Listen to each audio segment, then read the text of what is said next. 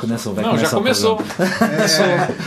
Boa tarde, pessoal. A gente está começando mais um. Tá bom. Eu sou o âncora, ele é o barquinho, o Ziel é a vela do barco aqui. Melhor velho, né? E o motorzinho é o Daniel Choi, que está lá do outro lado da sala. Boa tarde, você que está aí ligado agora no Papo na Rede. A gente está começando essa semana tratando sobre a temática desse programa. Na realidade, a gente vai falar um pouco, porque é impossível falar o suficiente, dada a história e a magnitude da obra e da influência do Robson Cavalcante na Igreja Brasileira, mas a gente, por conta do que aconteceu domingo passado, uma tragédia do ponto de vista pessoal e familiar, mas também uma tragédia e um luto para a Igreja de Jesus no Brasil, a morte de Dom Robson Cavalcante com a sua esposa em Olinda, sua esposa Miriam, né? Então, essa quinta-feira a gente ia fazer a nossa conversa com o Carlos Alberto Bezerra, que não pôde, por conta de trabalhos que ele está desenvolvendo na Assembleia, e aí a gente conseguiu um contato com o Ziel, que está aqui com a gente. Faz tempo que a gente queria trazer o Ziel aqui, e aí ele estava aqui na PUC, aqui pertinho, aqui em São Paulo, aqui em Perdizes, e conseguiu dar essa esticada. Então a gente hoje queria conversar um pouco. Eu, o Carlos Bregantin. Fala, Brega. Na verdade, nós vamos falar do Robson Cavalcante, utilizando o Ziel como interlocutor e também como historiador, mas ter o Ziel aqui entre nós é de um significado extraordinário. De fato, faz tempo que a gente estava querendo que você estivesse, mas queríamos que você estivesse aqui para falar de você e de toda a sua caminhada de ABU e de tantas outras frentes nas quais você está. Mas quis Deus, né, certamente, que você estivesse perto e que coincidisse, aliás, é uma lamentável coincidência, mas de tê-lo aqui para que a gente pudesse fazer, na verdade, uma homenagem.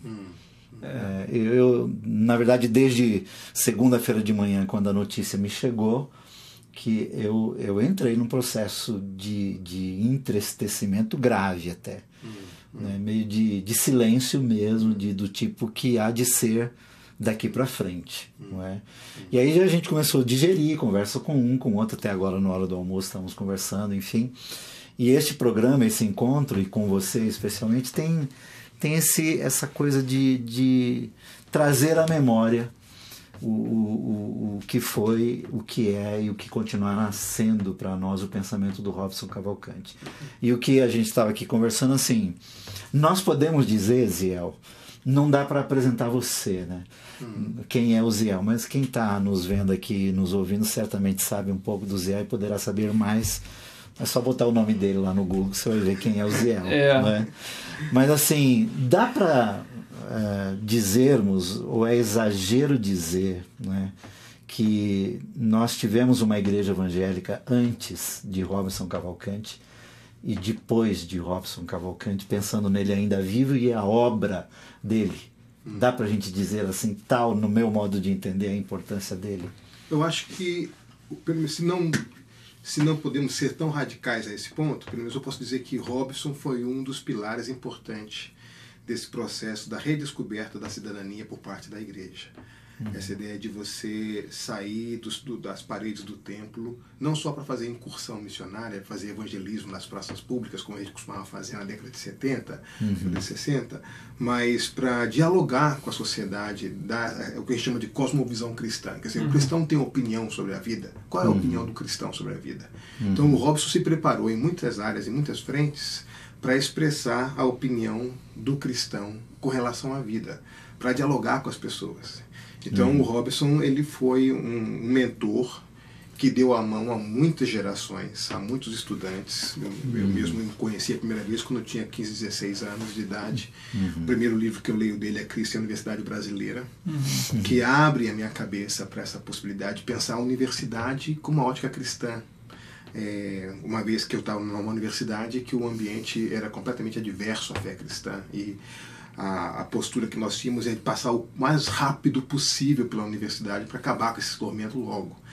E aí, quando você descobre que não era somente no passar rápido, mas que a própria universidade era um espaço de missão, que a sociedade era um espaço de missão, que você precisava ampliar o conceito de missão para várias áreas importantes da vida, que o nosso conceito de santidade também tinha uma versão cidadã, uma dimensão cidadã.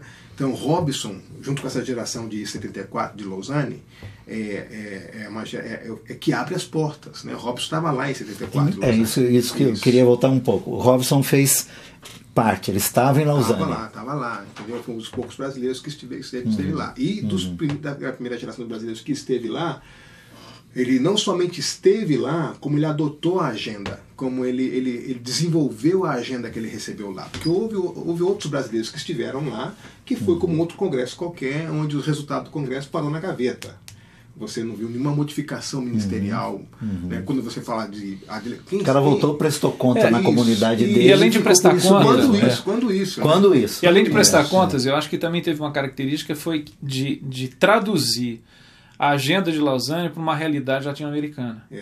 Claro. Por exemplo, o primeiro congresso depois de Lausanne 74, o primeiro congresso que na América Latina que toma em sério o conceito de missão integral de Lausanne, o Pacto de Lausanne, é 76, o Congresso de Curitiba, que a ABU organiza, e vem 500 estudantes de toda a América Latina. Então, o Robson estava nesse... Claro, o Robson era o obreiro da ABU. Articulando junto com o Valdir. Teologicamente, isso. Isso, entendeu? Então é essa geração que traduz o Pacto de Lausanne para a América Latina. Não é só o Brasil, porque em 76 serão 500 estudantes.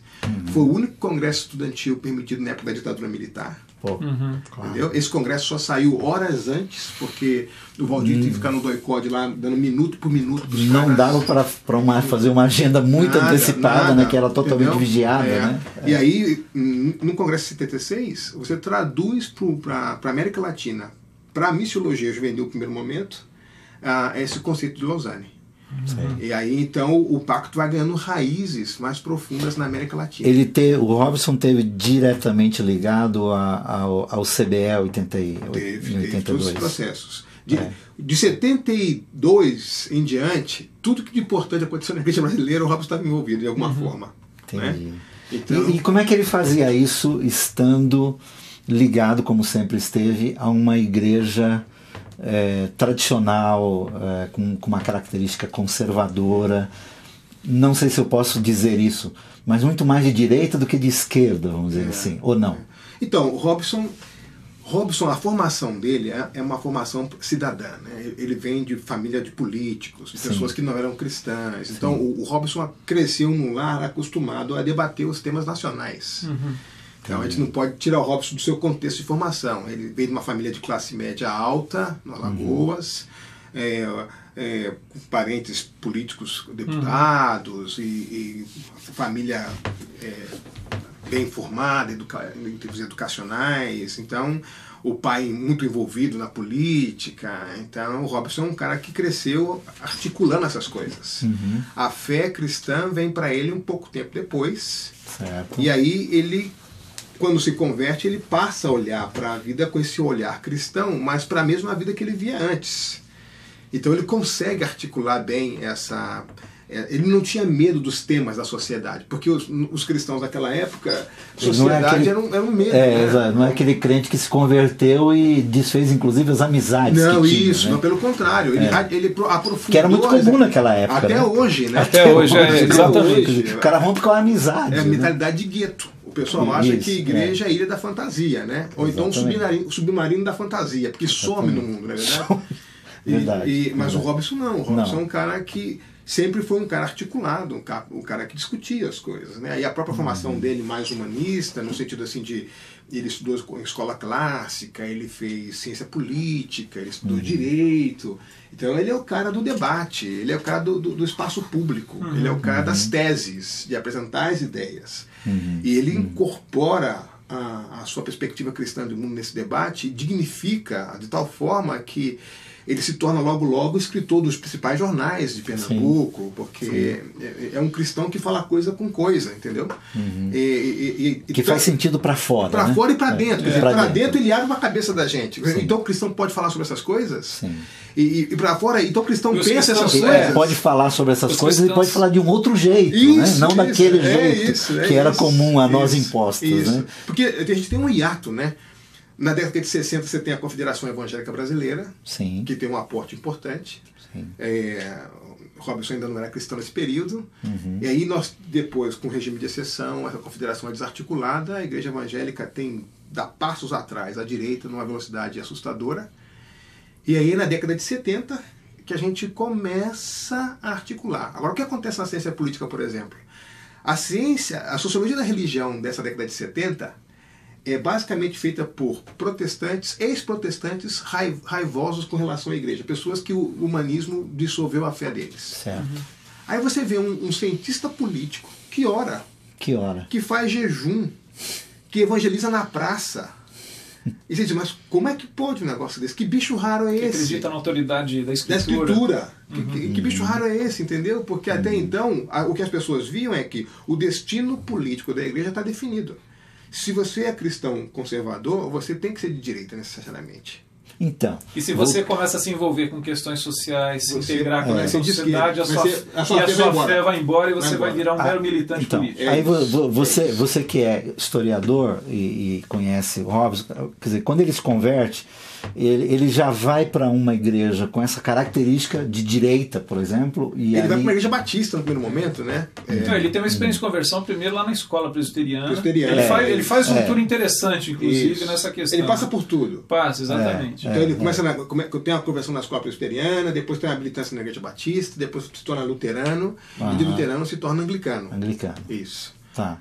E aí, nesse meio anglicano, e eu não poderia dizer porque eu não conheço tanto, você conhece mais até, ele sofreu pressões internas naquilo que eram seus posicionamentos mais voltados para a missão integral, que hoje a gente sabe que é missão integral. Então é muito interessante, porque o Robson, quando se torna anglicano, ele começa a meio que em tom de brincadeira, que era muito característico dele, dizer assim, eu sou vocês amanhã. Ele tinha um ótimo humor. Então, o que acontece? Ele começa no bom sentido, a apresentar o projeto de igreja para o Brasil, no qual ele acreditava que a igreja anglicana conciliava em si uma série de características que eram importantes para a fé do latino, do brasileiro. Então, a questão, por exemplo, da simbologia, essa dimensão simbólica da igreja, que está na alma do brasileiro, mas que na igreja protestante nós ficamos completamente iconográficos, nós perdemos essa dimensão. Então o Robson, ele via ali o melhor da tradição universal da igreja. Então isso era uma coisa, você está dizendo que isso foi uma coisa deliberada da parte dele. Claro. Por exemplo, hoje o arcebispo da igreja anglicana, Dom Maurício, foi obreiro com a gente na ABU. Maurício era seminarista presbiteriano em Recife. Quem o leva para a igreja anglicana é o Robson. Gustavo Gilson, que é diretor do seminário anglicano, foi estudante com a gente na ABU. Então, vários, hoje, pastores na igreja anglicana, que não eram da igreja anglicana, o Maurício veio da igreja presbiteriana, o Gustavo Gilson veio da igreja Assembleia de Deus, foram para a igreja anglicana, entendeu? Zé, me corrija se eu estiver errado, mas a impressão que quando o Brega pergunta assim, que parece que à medida que o Robson vai para a igreja anglicana, que é uma igreja litúrgica, ela tem os elementos simbólicos muito claros, mas me parece que em relação às demais igrejas evangélicas de tradição, por exemplo, presbiteriana, batista e tudo mais, ela se articula muito melhor com a cultura, com as questões da sua própria teologia, enfim. Não me parece ser uma igreja conservadora nesse aspecto. Que teria ela tem elementos, eu acho que por conta do visual, até da arquitetura e tudo mais, que criaria dificuldades. Ela era uma boa plataforma para o Robson. Eu acho que sim. Eu não sei, eu acho que depois do advento da Assembleia de Deus, eu acho que nenhuma igreja no Brasil articula melhor com a cultura do que a Assembleia de Deus, assim, nem que seja por negação. Nem que seja por negação, mas a mais próxima é aquele negócio, né? A teologia da libertação escolheu os pobres e os pobres escolheram a Assembleia de Deus, tá entendendo? Então, eu acho que, de alguma forma, nem que seja negando o fenômeno popular das Assembleias de Deus, as igrejas pentecostais tradicionais, articularam muito bem com a... Então, eu acho que a igreja anglicana, ela articula bem para esse cenário, por exemplo, esse marco de referência católico. Então é muito mais fácil se tornar um ex-católico anglicano do que se tornar um ex-católico, por exemplo, Assembleia de Deus ou Batista, assim, porque você perde um pouco a linguagem, você perde um pouco a gramática. A forma como você vive, a gramática da sua religião no contexto católico, você vai encontrar muito mais proximidade no contexto anglicano. Sim, Aliás, até uma brincadeira que o Robson fazia sobre isso, né? Ele dizia o seguinte, que a igreja anglicana é a mais católica das protestantes. Isso. E é a mais protestante das católicas. Né? Agora, o Robson, ele tinha um vínculo muito forte com aquilo que, por exemplo, os melhores teólogos que nós lemos hoje em dia no Brasil, na grande maioria do mundo evangelical, são todos anglicanos. Exatamente. Alistair McGrath, Stott, G. Packer, né, Michael Green, Paul Stevens, James Houston. O camarada que escreveu agora o... mesmo? Claro, não, esses caras são... Estou dizendo assim, meio que eu os leio, mas não sei. O Johnson sabia, o Stott sim. Todos anglicanos. Mas Paul Stevens, Paul Stevens James... americanos, São John Church em Canadá, Paul Stevens, James Packer, Michael Green, significa dizer, então, isso significa dizer que Robson tem mais influência sobre nós do que nós imaginamos. Claro. Os anglicanos têm mais influência sobre nós do que nós imaginamos. Acho que a grande intenção... Como a nossa intenção aqui é homenagear, de fato, Robson, agora, né? Deixa eu chamar o... Então ele tem mais influência do que a gente imagina. A questão é que os anglicanos mais famosos no mundo cristão são todos evangelicais. Esse é o problema interno da igreja anglicana, tá entendendo? Aí é o problema para eles. É isso. Acho que o Robson herdou um pouco essa luta, né? Ele teve tensões internas fortes. Sim, claro, claro. Entre amigos, inclusive. Então, essa tensão do Robson foi uma tensão que não é simplesmente eclesiástica. Porque ele tinha do outro lado da mesa amigos, meninos amigos que ele viu crescer como estudante, como meninos ali em Recife. Né? Então, agora, Ziel, deixa eu chamar aqui um pouquinho o e-mail. Pessoal, a gente já está com tempo aí. Mas é tanta coisa na cabeça. Eu sei que o pessoal está mandando e-mail que está participando ao vivo. Aliás, bem-vindos e... O Rodrigo Lins, lá de BH, mandando um abraço aí para todo mundo. O Michael perguntando quando que vai ter auditório. Em breve a gente vai tentar fazer um auditório, tô falando sério. Isso. Mas ele está mandando um abraço. As blaguetes dançando. A gente pode chamar elas também aqui. Como é a gente estava conversando um pouco antes de começar, debaixo da cruz de Cristo. Tem espaço para qualquer coisa. Falou em pecador ali, não. A Maria Cláudia Reis Ferraz, lá de Niterói, mandando um abraço para o Ziel. Claudinha, um grande abraço. Dizendo que está abatida, mas confiante que a vida do Robson foi significante. Bem-vindo, e fez diferença. E sua morte também fará. Isso. É isso daí. E tem um e-mail aqui do Zé Bruno, de Arapiraca, que aí a gente vai começar a entrar, acho que num tema polêmico. Eu acho que a questão da polêmica fazia parte da vida do Robson, mas a gente pode até tentar aí destrinchar um pouco isso aqui, Zé, que é o seguinte. Ele diz assim: nessa semana vimos o mau gosto do Severo, aí, que é o Júlio Severo, em comentar em seu blog que o bispo, abre aspas, não teve tempo de desfazer o mal que ele trouxe à igreja evangélica brasileira, fecha aspas. E em um blog de evangélicos gays, a seguinte pergunta, e ele coloca aqui evangélicos entre aspas, se celebramos com a morte de Osama e Hussein, por que não celebrar pela morte do bispo, fecha aspas. Em algum momento da história, o bispo Robson Cavalcante, ele trouxe algum mal à igreja brasileira? Ele era homofóbico? Pergunta aí do Zé Bruno. E eu acho que é interessante para a gente tentar, pelo que a gente conhece do Robson, dizer que não era. Não, o Robson nunca foi homofóbico. O que eu posso dizer é o seguinte, a teologia do Robson, se eu posso resumir com relação a isso, seria o seguinte: debaixo da cruz de Cristo há espaço para qualquer pessoa. Todos, quer dizer, do lado da cruz é lugar de bandido, né? Mas aos pés da cruz é espaço para todo mundo. Mas o Robson diria o seguinte: uma vez que você chega à cruz, você vai ouvir da cruz, vai e não peques mais. O Robson diria o seguinte: ninguém pode definir a priori o seu projeto de nova criatura. Quem define que tipo de nova criatura nós devemos ser é o Senhor. Então ninguém pode chegar para Deus e dizer assim: Senhor, está aqui meu projeto de nova criatura, nesses termos eu aguardo deferimento. Senhor, mexe aqui, 70% da minha vida, mas esses 30% aqui eu estou muito satisfeito, não mexe nisso. Então o Robson diria: não, se ele é Cristo, é o Senhor, que é o Congresso 76, se Cristo é o Senhor, é Senhor de tudo. Então ninguém se aproxima de Cristo e continua igual. Nenhum cristão que chama o Senhor de Senhor pode definir a priori que tipo de nova criatura eu quero ser. Então o Robson diria a um homossexual cristão, ele diria: o que significa ser um homossexual santo? ele diria o heterossexual cristão. O que significa ser um heterossexual santo? Então, tanto hétero como diria, como homem, há outras questões, é o que eu imagino que você qualquer diria, um outra, profissional, um pai, um aluno, um trabalhador, um pastor. O Robson, por exemplo, não ia satanizar ninguém por ter uma orientação homossexual. Mas ele ia perguntar, vem cá, de que maneira você expressa o seu compromisso com santidade com Cristo? O que é que o Espírito está lhe dizendo isso? Porque o problema é o seguinte, eu reconheço que nossas igrejas, de maneira geral, não estão preparadas para receber pessoas com esse tipo de agenda. As pessoas que estão aí com essa luta ou com essa condição, vamos dizer assim. Mas elas também são chamadas à santidade. Então, assim como a igreja é chamada à santidade. Então, uma igreja que diga o seguinte, nós aqui já sabemos qual é o projeto de Nova Criatura que Deus quer para a gente. A Nova Criatura é o seguinte, ele mexe em toda a nossa vida, mas nessa área da nossa vida ele não mexe. Essa igreja não entendeu o que é essa nova criatura. Não entendeu quem é Senhor e quem não é. Né? Então eu pergunto, por exemplo, qual é a homossexualidade no primeiro século? Era o padrão, não era uma coisa acidental. Isso. Era o padrão no primeiro século. No mundo grego, romano alguns consideravam como a maior expressão de amor que podia haver. E você não vê nenhum texto da Bíblia em nenhum lugar dizendo assim, ok, homens, cuidem das suas esposas, amem seus maridos, uniões homossexuais, vivam em santidade de vocês. Você não vê nenhum texto disso, em nenhum lugar da Bíblia. Então, se força.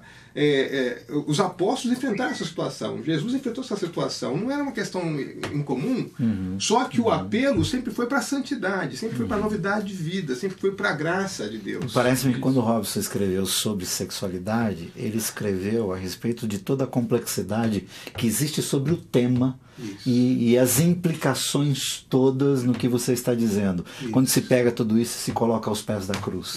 Quer dizer, como é que se encara as taras todas que nós guardamos dentro de nós mesmos. E mais, o Robson era o cara do debate. Por exemplo, quando o Robson publica no Brasil, ele é o primeiro autor brasileiro que trabalha a questão da sexualidade em termos de livro, uma vez chamada Sexo. Sim. A gente da BU publicou esse livro, porque nós acreditávamos que era o debate necessário. Era necessário. Né? Claro. Mas quando o Robson publicou outro livro sobre sexualidade, nós não concordamos com tudo que ele escreveu, mas nunca deixamos de ser amigo. O Robson sempre participou de todos os eventos da BU. Nós sabíamos a opinião dele com relação a algumas coisas, ele sabia a nossa opinião com algumas coisas, e disse, Robson, tudo bem, você é fabuloso, nosso amigo, mas a gente não vai publicar esse livro, cara. Porque a gente não acredita nessas coisas. Isso é um debate entre a gente não acredita nessas coisas. Mas tudo bem, não houve nenhum problema, tá entendendo? Nesse tipo de manter o debate, entendeu? Então, a gente não perdeu a amizade porque pensa diferente. Robson continuou sendo convidado para todos os eventos da ABU. O espaço estava garantido, nós gostávamos de ter o Robson. O Robson sempre trouxe um aporte fabuloso para a gente. Homofóbico é uma acusação indevida, inadequada de alguém que não conheceu o Robson. E para um homem que era justamente, de alguém que não conheceu, inclusive, minimamente. Até por saber do como ele se entregava a debates e dispostos à mudança, inclusive. Acusar o Robson homofóbico é o seguinte: ele quer simplesmente apagar a memória e o aporte de uma pessoa, e não quer dizer a real razão porque ele não quer. Não, e a impressão que eu tenho que às vezes que quem usa esse tipo de abordagens é o camarada que em si, no seu posicionamento em defesa da sua ideia, ele sim é um fundamentalista. Porque eu acho que a questão é a seguinte: quando o Robson ele se posicionava em relação, do ponto de vista teológico e pastoral, na questão da homossexualidade, ele era claro na maneira como ele entendia e cria. Isso. E de maneira alguma incitava qualquer tipo de ação muito menos violenta em relação ao homossexual. Né? Quer dizer, chamá-lo de homofóbico eu acho que é a partir de um ponto de vista de que do cara que está agindo assim, chamando de homofóbico, é o camarada que no seu posicionamento é fundamentalista e acha que ele precisa, sabe essa ideia, precisamos calar a boca. Não, como calar a boca? Vamos estar aberto ao diálogo. O Talibã gosta. E como qualquer Você tem o Talibã gospel, tanto quanto você também tem o Talibã homossexual, que é o militante fundamentalista do homossexualismo. Isso. Que acha assim, que quando você se posiciona, ele já te coloca um carinho em você homofóbico. Não, peraí. Então essas pessoas, eu acho que isso é um problema emocional. são pessoas que não amadurecem para viver no mundo plural. O que eu quero dizer com o mundo plural? A Bíblia não é tolerante. A Bíblia, por exemplo, não tolera o pecado. O Espírito Santo tem ciúme da gente. O Espírito Santo, por exemplo, não tolera o pecado na gente. A Bíblia é muito clara. Olha, cuidado com os nicolaítas aí, os balaitas. A Bíblia não tolera pecado. Então, essa tolerância inclusiva, no sentido de que compromete a vida de santidade, a Bíblia não aceita isso. Porque é uma questão muito simples. O pecado sempre produz morte. O pecado, o resultado dele é sempre morte. Qualquer tipo de morte, entendeu? E Deus é vida. Então, eu costumo dizer que santidade é a preservação da vida.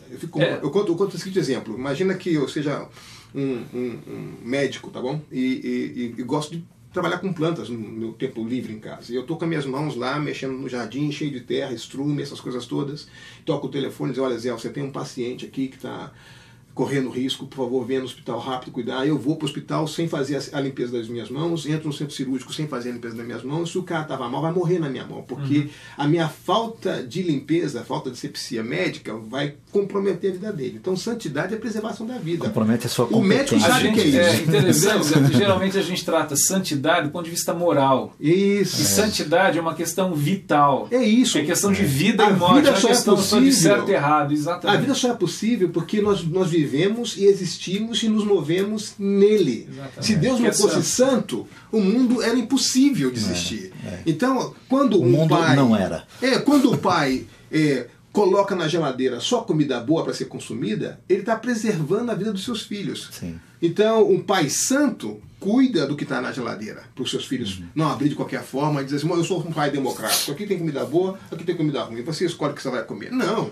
Então, a esposa santa preserva o esposo santo preserva a esposa, os filhos preservam os pais preservam os filhos. Então, santidade é a preservação da vida. Entendeu? Ziel, agora, eu acho que a gente poderia até ir mais longe nessa questão, mas acho sempre como nesse contexto nosso aqui, no contexto do que nós estamos falando, é levar o pensamento do Robson Cavalcante a um reducionismo idiota. Claro. Como é reduzir sempre uma discussão quando nós entramos nesse tipo de embate. E é o que às vezes é a nossa tendência e é a provocação que nós recebemos. As pessoas esquecem que o Robson, por 35 anos, foi professor universitário de ciência política. Pois é. Essa é a especialização dela. O Robson, reitor da universidade. O Robson sabia debater. O Robson conhecia a teoria política. Ele sabia muito bem o que é tratar, o que é um partido, o que é um debate político, o que é uma ideologia, o que é fazer cidadania, o que é transformar uma questão em ideologia. Então, o que muita gente faz, esses que se dizem senhores da igreja ou agem como se donos da verdade, eles reduzem a igreja a um lobby. Sim. Um lobby que eles querem ter controle. Então, eles não toleram debate. Porque a intenção deles é controlar o lobby. Claro. A intenção deles não é pastorear rebanho. Quanto mais reducionista for o debate, mais controlável ele é. A intenção deles não é pastorear o rebanho, a intenção deles é devorar o rebanho. Claro. Então eles se acham o do Borogodó, a quarta pessoa da Trindade, Jesus que não sai do trono que esses caras sentam. Tá entendendo? Então, o problema é esse. Então, por isso que assim, por isso que eu queria voltar. Aqui, então, tá por isso que eu queria voltar, assim, o Robson tem uma trajetória. Aqui, deixa eu só colocar aí. O Robson tem uma trajetória que, em pelo menos 3 frentes que me vêm aqui à mente, mas você sabe que tem mais, que é essa. Bom, tem a trajetória pessoal acadêmica dele. Isso. Tem a trajetória pastoral, né? A última fala que eu ouvi do Robson assim, foi tão pastoral que eu fiquei ouvindo assim e falei, meu Deus do céu, olha o Robson falando de um modo tão pastoral que a gente quase esquece o acadêmico que ele é. Claro. Então ele tem essa caminhada pastoral, inclusive de comunidade local, de paróquia, de pastor de paróquia. Ele tem uma caminhada política. Claro. Política, inclusive partidária. Isso. Ele é que funda lá o MEP e faz parte de movimentos. Funda sindicato, fundação do PT. Exatamente. Então, assim, eu queria, você, aí usando a sua capacidade de historiador, trazer para nós, trazer a vida, na verdade, né? Essa trajetória de 3, 4 frentes em que o Robson, dos anos 70 para cá, esteve de cabeça em tudo. né? Inclusive aqui no final, na própria política denominacional, né? Isso. Fazendo parte diretamente Então, da política denominacional. Então ele vai para essa via acadêmica, que é a base do sustento dele, do conceito dele de serviço, de missão. E ele sempre assumiu a universidade como seu campo de missão.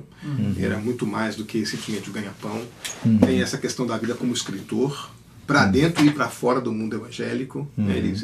Ele é membro da Academia Brasileira de Letras lá de Recife. Ele tem essa questão da política eclesiástica, de alguém antenado no mundo inteiro, o que está acontecendo na igreja no mundo, no Brasil. Acontecendo e interferindo, né? Ele não era um espectador da história. Ele dá aportes por meio dos seus textos, por meio das suas participações, das suas palestras. Ele é o tipo de cara que está, numa hora ele está em Uppsala, na outra hora ele está no interior de Manaus, fazendo batismo, entendeu? Então ele estava no outro lado do mundo.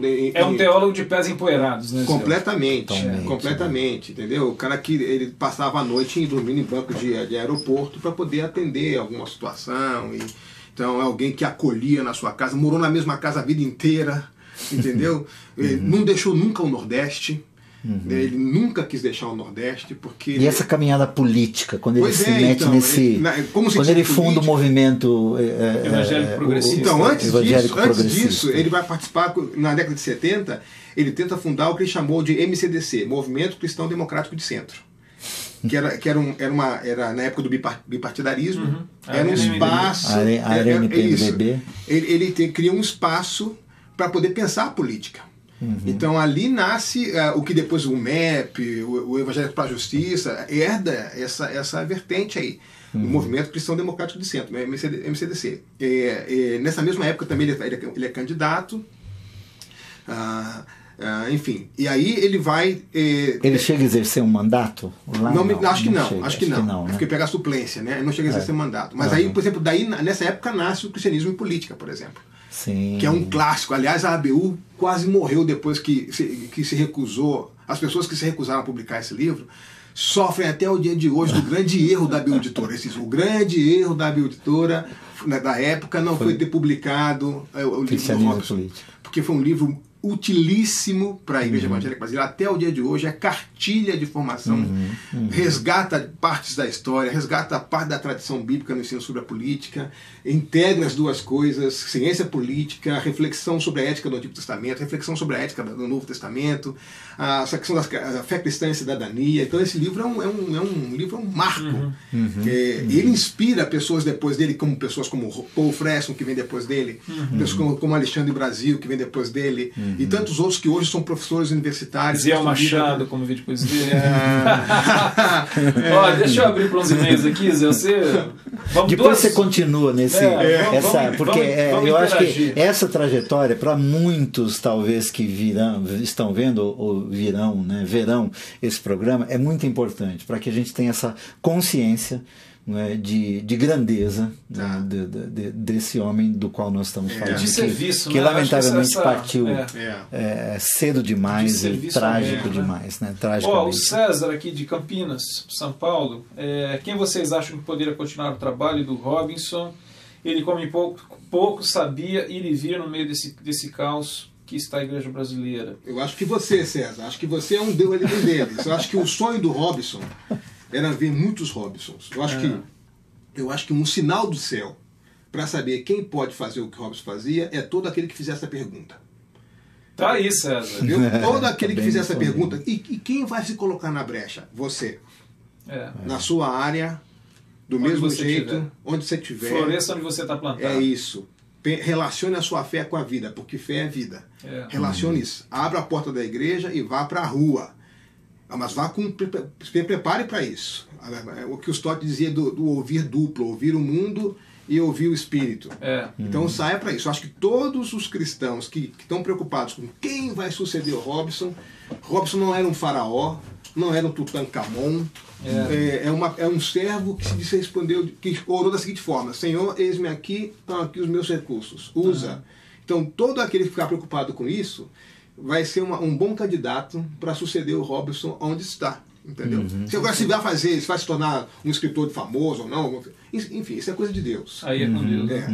Nelson Bomilcar, louvado seja o Senhor pelo Robinson Cavalcante. Felizmente temos o Zé Machado balizando para muitos em nossa geração. É isso aí, Nelson. Beijo, um abraço para você. Faltou você no nosso almoço hoje, né? Faltou, mas tudo bem. Airô Barros de Urbana, mandando um abraço para todos aqui. Fabrício Mateus, Rio de Janeiro, um grande abraço a todos. Aos 17 anos de idade, ouvi o Robson pela primeira vez, através de uma fita cassete, e me encantei. É isso daí. Esther Carrenho está colocando aqui um depoimento. Robson, em minha vida, foi o teólogo que mais me fez pensar, refletir e tomar algumas posições. E a sua morte me fez emudecer e continuar em silêncio. Uma coisa sei. Muito dele continua vivo em minha memória e meu coração. Abração para os três. Esther Carrenho. Para você Esther. Também, Esther. E até breve você aqui.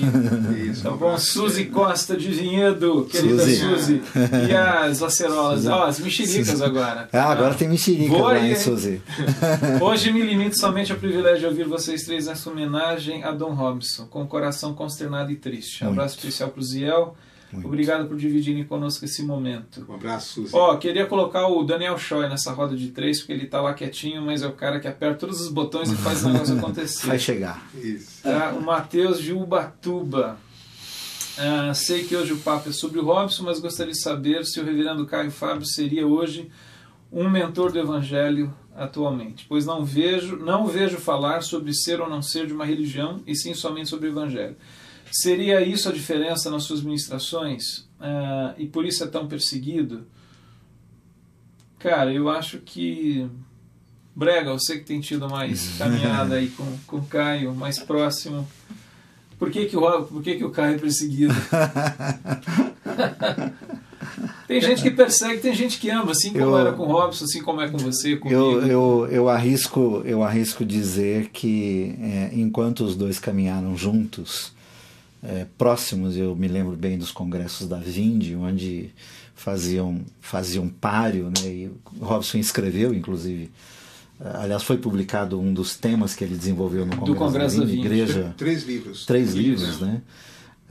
Tenho para mim que os dois faziam uma dupla muito bem-vinda, muito bem-vinda. E, sem dúvida alguma, juntos influenciaram tantos outros. Eu me sinto absolutamente influenciado, tanto por um quanto por outro, em direções diferentes, mas cumpriram muito bem o seu papel. Eu diria o seguinte, Brega, não sei se eu também me corrijam os amigos se eu estou falando alguma bobagem, mas eu tenho a impressão que num determinado tempo, eu diria assim, até no Kairos da Igreja Evangélica no Brasil, o Caio e o Robson representaram 2 colunas muito significativas para a igreja.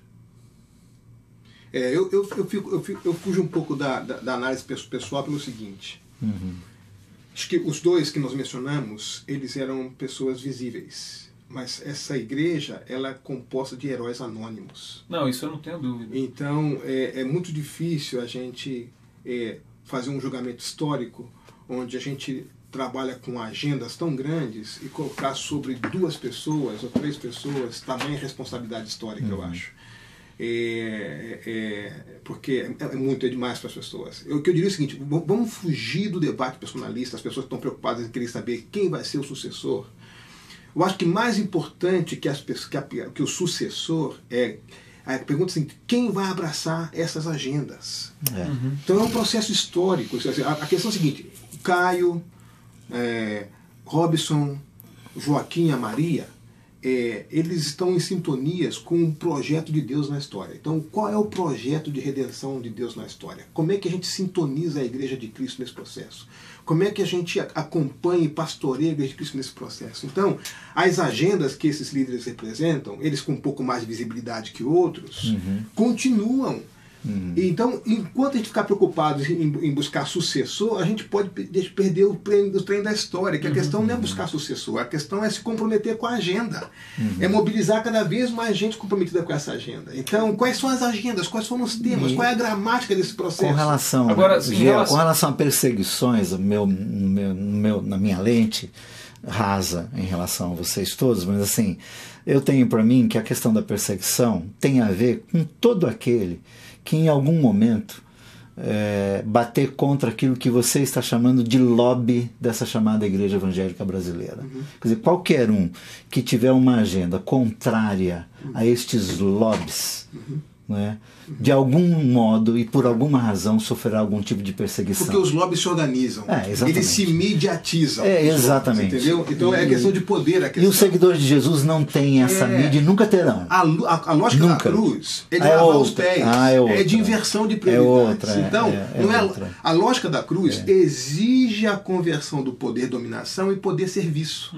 Isso aí. Enquanto que o lobby vem para controlar, a cruz leva para servir. Então é outra história, entendeu? Eu acho que nós estamos falando de outras categorias. Outras coisas. A partir da própria história de Jesus, né, Zé? É isso. Que é aquele que tem o poder e se esvazia do poder para poder lavar os pés. É isso. A relevância da igreja vem do lavar os pés. Não vem... Não. Então, por exemplo, o pessoal fica esse negócio assim, eu estou desiludido com a Igreja Evangélica Brasileira.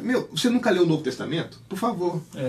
Quem leu o Novo Testamento minimamente sabe que desde o início a igreja é esse problema. Eu estava lembrando disso aí, Zé. Entendeu? Agora, eu nunca vi o apóstolo Paulo dizer assim, nossa, cansei de ser cristão. O apóstolo Paulo recebe a segunda carta de Coríntios, ela cansei de ser cristão. Cansei, vou desistir de ser cristão. A única coisa que ele fala é assim, eu estou sozinho. É isso. Estou sozinho. Os caras me abandonaram. Ou então assim, eu estou indo. Isso. Estou indo. Você pega as 7 cartas do Apocalipse, com exceção de Filadélfia, é tudo lasca, tudo tranqueira. E outra, né? Perseguição, ser ferido e morto faz parte do processo. Faz parte do mesmo. Não reclame. E essa questão... Não procura sofrimento, não. Ele vem sozinho na tua mão. Essa questão mercantilista que a gente fala muito hoje, Zé, né? Eu estava lembrando ontem, justamente na primeira carta de primeiro capítulo de Filipenses.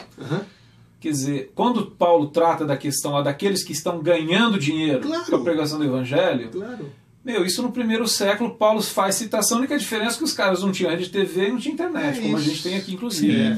Se bem que aqui ninguém está ganhando. 150 anos depois, lá o Didaquê diz assim, olha, se um apóstolo chegar na sua casa e pedir dinheiro, ele é falso apóstolo. Está no Didaquê. Isso aí. Se ele ficar um dia, recebe ele. Se ele ficar 2 dias, bota ele pra fora, porque ele é falso. Ele tá se. Entendeu? Ele tá... hoje ele entra na sua casa através da TV. É verdade?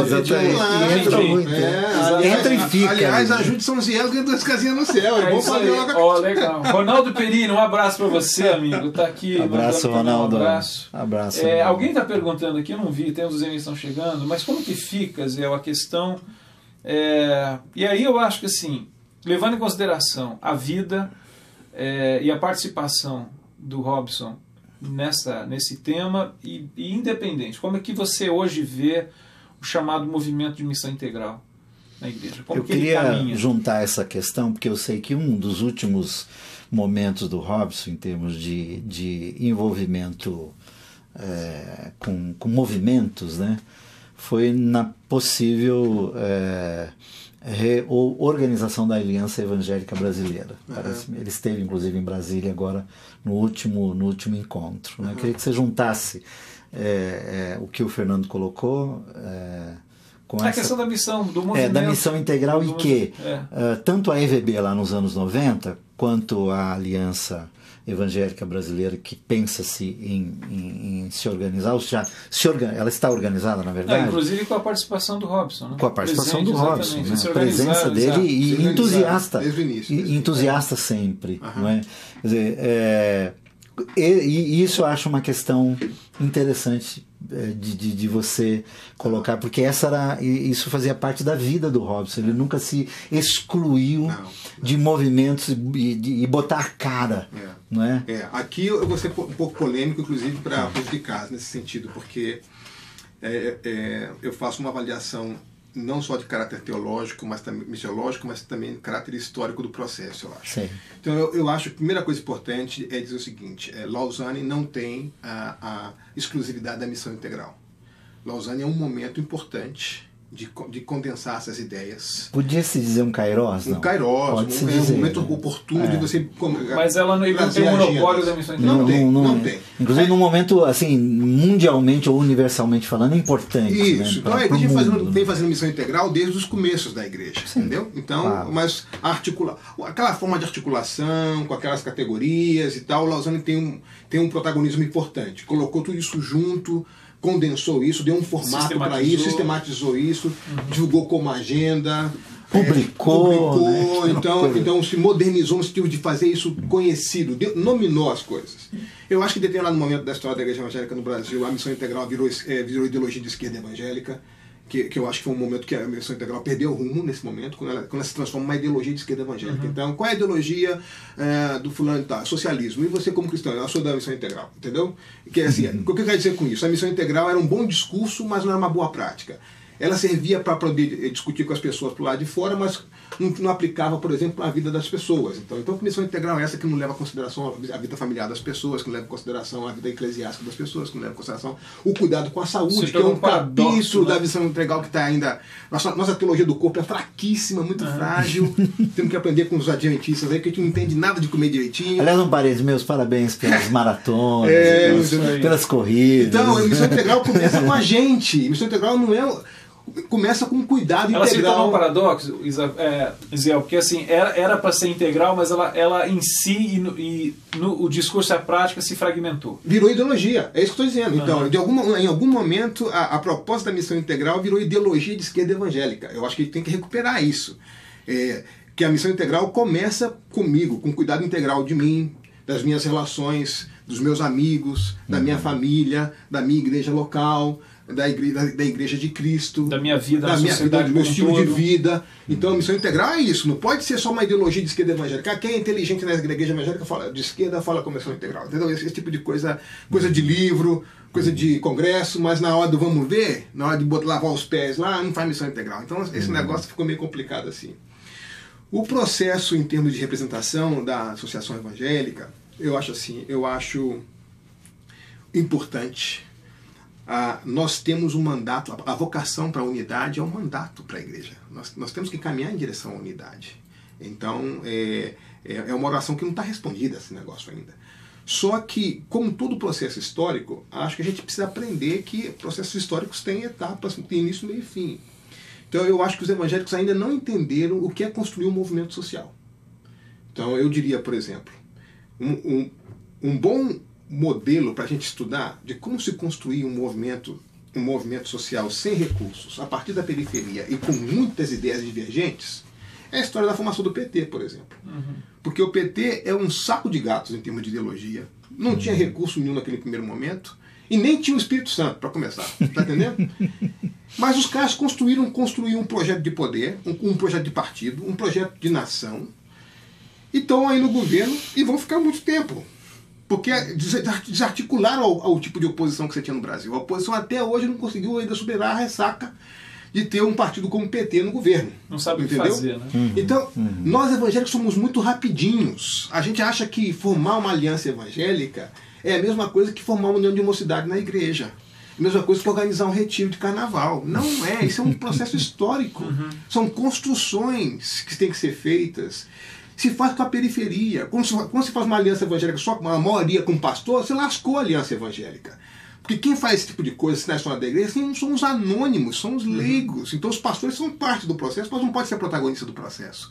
Você tem que trazer a Dona Maria, seu Joaquim, tem que fazer esse negócio na terça-feira à noite, na segunda-feira à tarde, tem que fazer na periferia lá, tem que encontrar os irmãos lá e construir núcleos, grupos que as SEBs, nesse sentido, elas deram uma lição. É outra história. São processos. Processos históricos. Processos históricos então, relevantes. Esse tipo de associação por cima, de fazer uma instituição, para mim já começa com a instituição, aí você tem que encher o recheio. Eu acho que é muito boa a intenção, é excelente a motivação, eu apoio meus amigos nisso, estou com eles, não abro, mas o caminho para mim não é esse, o caminho é longo, não vai ser para minha geração esse negócio, mas eu quero trabalhar para que a geração dos meus netos veja uma aliança evangélica condizente.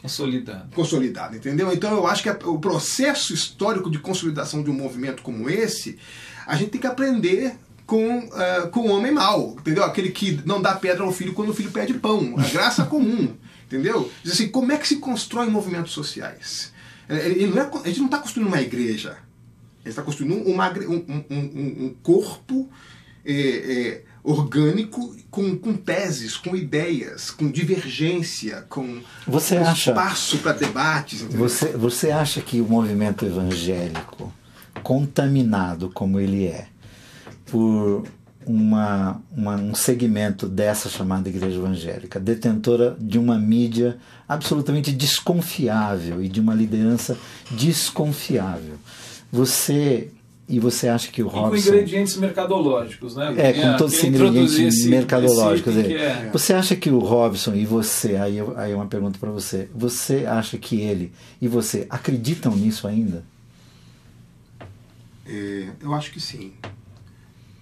Nem que seja uma crença ontológica, existencial, um marco de referência, um reino, uma perspectiva, uma utopia. Entendeu? Resgatar nossos sonhos dos anos 70. Quando o Robson escreve a utopia do possível, eu acho que ele está falando disso. Ele tá falando disso. É isso aí. Ele está falando de um projeto possivelmente realizável.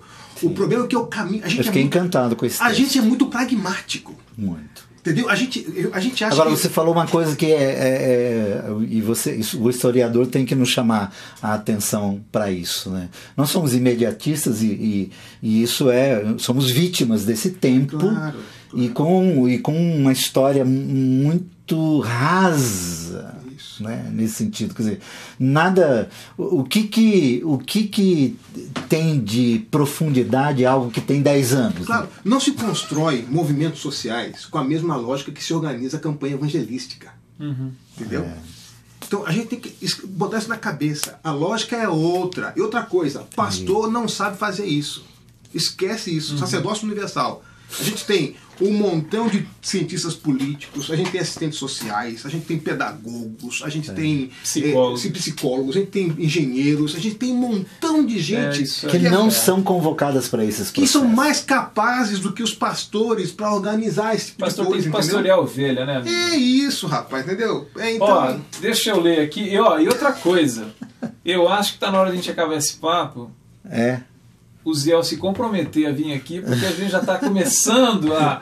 Conquanto está muito casado com o Robson Cavalcante, Missão Integral, cara, mas a gente está indo num papo que eu falo assim, Dani, vamos para mais uma hora. Esse tempo... Não, eu acho que essa é uma temática vai ser necessário, que a gente tem depois com calma e agora que você está aqui pertinho... Agora que você está aposentado. Marcelo Madeira mandando um abraço. Um abração, aqui. Marcelo. Grande irmão Regina. Grande irmão. Grande irmão cara de pau, Marcelo Madeira. Walt, é isso mesmo. De Schwarzenburg, Berna, Suíça. Opa. Gostaria de mandar um grande abraço para vocês aqui da Suíça, apesar da partida do Don Robson. Tenho certeza que outros como vocês poderão continuar levando a voz e fazer o nosso coração perturbar diante das coisas que muitas das vezes nós como cristãos fingimos não ver e ouvir. Também me incluo nesse meio. Eu acho que isso aí, Regina, é o que o Ziel acabou de lembrar a gente. É cada um, né, Zé? Isso. Cada um de nós. O Tarek, o Show de Goiânia, mandando um abraço, dizendo pra gente ser subversivo do reino de Deus nesse mundo. Maicon Souza mandou mais um recado. E tem o Cláudio Fonseca também, lá do ABC Paulista. Claudião, gente boa. Dizendo que ele ouviu uma palestra, me chamou a atenção o tema da palestra do Robson. Ele ouviu já isso há muito tempo, mas eu acho que sintetiza bem uma das questões do coração do Robson, né? Crentes, as ruas os chamam. É isso. Era o tema da palestra. Vamos começar a fechar aqui. Vamos ver, Ziel, vamos assim, para aquilo que é mais dolorido, né? Qual sua interpretação do acontecido? Quer dizer, nós acordamos segunda-feira pela manhã, não sei se você foi acordado mais cedo, não é? Eu fui dormir, eu fiquei assistindo o Oscar no domingo, que eu gosto, né?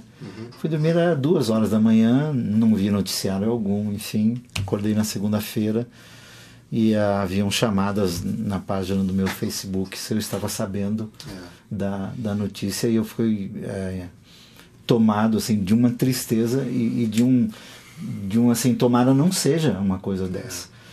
E aí conversei com um amigo lá de Alagoas, que estava online, e ele confirmou, foi aluno do Robson, enfim, e aí nós, de segunda para cá, eu confesso assim, que deu vontade de pegar a agenda, né, e deixar do lado, né, eu e o Fernando conversamos um pouco, com o Ed, com outros amigos, assim, né, o Caio ontem ou terça-feira fez um programa no Papo de Graça só sobre o tema, falou muito sobre essa coisa do destaque que a imprensa Deus deu no sentido de ter sido um filho adotivo, que coloca um estigma sobre a adoção, que é absolutamente desnecessário num momento como esse.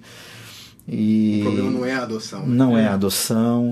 Mas o fato nós estamos ainda a horas de uma tragédia, assim, das que a gente não quer ouvir de ninguém, né? E quando se ouve de alguém tão próximo como o Robson, a gente fica sem chão, sem fala. Né? Não, eu ainda estou reagindo o meu diário está ainda anotando as coisas, as percepções, e a morte não deve ser surpresa na nossa jornada, né? Não. Acho que a gente deve viver cada dia considerando como um privilégio, um dom de Deus, e viver de tal forma que como se fosse o nosso último dia, né? Então, eu acho que a morte do Robson surpreende a gente, mas não chega a ser uma possibilidade, como todos nós, né? Podemos morrer. Acho que para mim o mais trágico também foi a maneira como ele morreu, né? Eu fiquei imaginando o Robson como pai de alguns filhos adotivos, que demandam do coração do pai muito mais amor para acolher. Então eu posso imaginar a cena do Robson, o que na minha cabeça fico o tempo todo pensando, o Robson numa situação onde ele vê o filho, o Dudu, que assim era chamado, o Dudu, assim ele é chamado, né? Vindo como criança, como bebê, correr para o braço dos pais, e depois o Dudu adulto vindo aos braços dos pais, mas não mais para o abraço, mas para um abraço de morte. Quer dizer, então eu acho que o Robson, nesse momento, teria orado como Jesus, como qualquer pai que ama o filho teria orado. Olha, o pai perdoa, ele não sabe o que está fazendo. Quer dizer, o Dudu ali estava provavelmente sob efeito de drogas, que é uma tragédia humana incrível. Acho que a frase que eu mais gosto é do sábado, nesse sábado, que diz o seguinte, que não é cristão, né? Nunca foi agnóstico, ele diz: somente os estúpidos acreditam que as drogas é um problema de natureza policial. Ele diz: as drogas é um problema de natureza espiritual. Então, o menino está na sua agenda espiritual muito intensa. Tanto é que a consciência do que fez depois o fez tentar o suicídio. E a pergunta que a Miriam faz para ele, né? Meu filho, por que você fez isso? Então, esse meu filho, por que você fez isso? Ela chamou de meu filho, não chamou de outra coisa, né?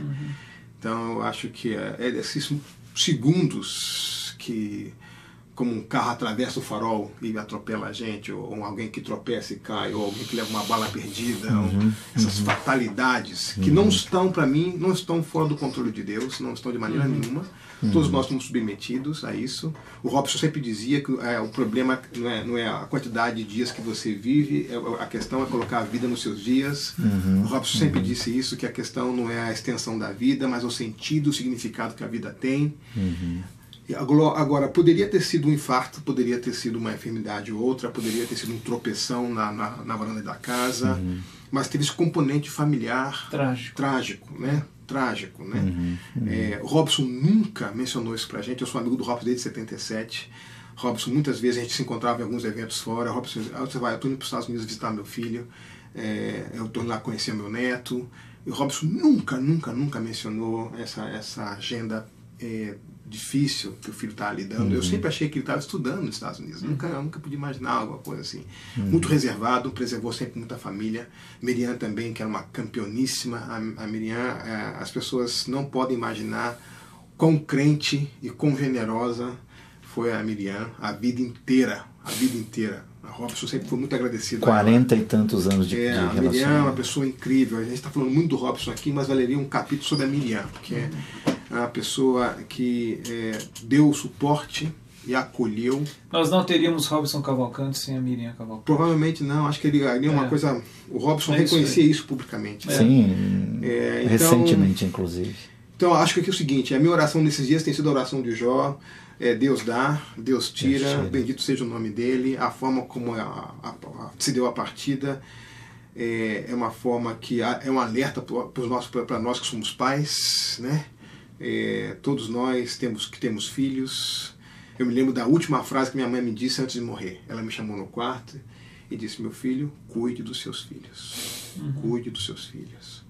E papai sempre me disse o seguinte, papai é pastor, e sempre diz o seguinte: meu filho, eu tenho certeza do seguinte, se amanhã eu venho a falecer, na porta da igreja vai ter pastor fazendo fila com currículo para ser empregado.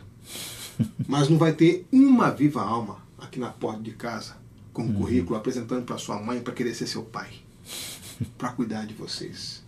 Então a minha prioridade é cuidar de você, da sua mãe, da sua irmã, porque pastor a igreja consegue outro. Ela vai no seminário, sacode lá e vem um montão. Mas pai é só eu. E filho precisa de pai. Isso. Ô Gel, para fechar, hoje também nós recebemos a notícia da morte do Dr. Milton Schwantz, né? Não sabia. Estou sabendo agora, é mesmo? Faleceu, estava internado. Eu sabia que estava lutando com a saúde há algum tempo, mas não sabia. Já vinha lutando, venceu um tumor lá anos atrás, né? Isso. Mas recentemente foi acometido de outras enfermidades e hoje pela manhã... Começamos o ano com algumas... essa semana, eu estava falando com o Greg, uma semana assim que são, de certa maneira, dois homens que nos ajudaram a uma leitura misericordiosa e humanizadora da Escritura. Mas eu acho que assim, no povo de Deus é o seguinte: para cada gigante que tomba, tem que levantar um exército atrás para fazer valer o esforço desse gigante, tá entendendo? Então, é que eu digo, o corpo de Cristo é muito maior que essas pessoas. Essas pessoas são ícones de uma época, mas o corpo é muito maior. As agendas continuam. O amor do Milton pela Bíblia, o do Robson pela missão da igreja. Então, eu acho que todos nós que de alguma forma fomos tocados e abençoados pelo ministério dessas pessoas, temos a responsabilidade de não tratar esse presente de maneira ligeira, irresponsável, superficial. Banal. A gente não pode banalizar o presente que Deus nos deu. Então, essas vidas não foram banais, não viveram por causas banais, e aqueles que foram tocados por essas vidas, o mínimo que pode fazer é tratar isso com a devida seriedade. E dizer: olha, eu posso não me tornar um escritor como Robson Cavalcante, mas aqui no meu lar, aqui na minha vizinhança, aqui na minha comunidade, eu vou viver o evangelho de maneira integral, entendeu? E isso, essa faísca, né? Essas pessoas, como diz a Bíblia, né? Como João Batista, que era uma tocha que se consumia, né? E alguns se consomem com fogo por cima e por baixo, se consomem muito rápido, né? Mas dois lados. É verdade. Ciel, a gente queria agradecer de coração. Imagina, o prazer foi meu. Sua participação. Uma alegria te ver, uma alegria te ver. Bom te ver mesmo. Só queria apontar o pessoal que mandou registra aí registra o Rodrigo Lins, dizendo aqui: admiro a humildade do Ziel. Aí, a partir de amanhã ele vai usar a medalha de humildade, a gente vai pedir de volta. Conversa com a minha esposa, ver se eu sou humilde. Ela vai dizer se eu sou humilde ou não. Carlos Rizon de Londres aqui, mandando um abraço a todos. Obrigado, Carlos, pela sua participação. Obrigado, Fernando Guimarães. Fazendo uma pergunta que é para o próximo encontro com o Ziel, que é sobre desenvolver esse modelo participativo de igreja. E o Rodrigo Lins lembrando que o livro Cristianismo e Política é escrito pelo Robson na dedicatória para o Dudu. Mas são essas histórias da vida. Eu queria lembrar também que a revista Ultimato, onde o Robson foi o articulista por mais tempo, 27 anos, se não me engano, escrevendo inclusive muito bem na Ultimato. A Ultimato fez no site dela uma página memorial Robson que vale a pena você visitar. Tem alguns depoimentos, tem artigos, tem uma série de materiais lá que eu acho que ajudam a gente manter e multiplicar esse legado do Robson para a igreja, para a vida, enfim. Mas obrigado mais uma vez, Ziel, você que esteve caminhando com a gente.